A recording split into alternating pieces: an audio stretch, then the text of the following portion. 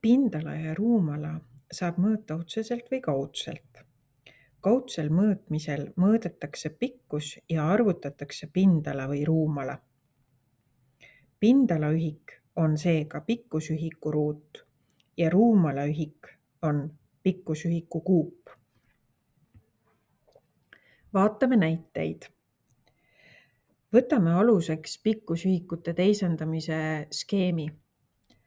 Me näeme, et millimeetrid teisendatakse sentimeetriteks. Millimeetri ja sentimeetri vahe on 10-kordne ja suund on väiksemalt ühikult suuremale, seega peab jagama 10-ga. Vastus on 15 sentimeetrit.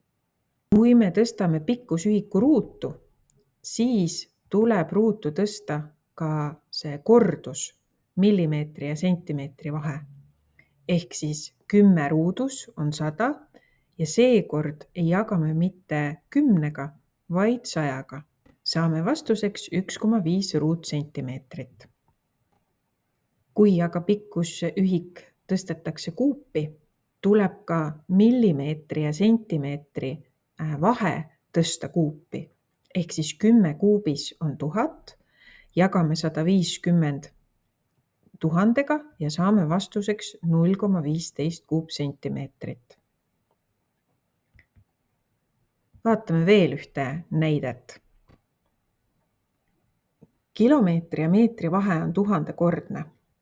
Kuna me liigume suuremalt ühikult väiksemale, peame 45 korrutama 1000-ga.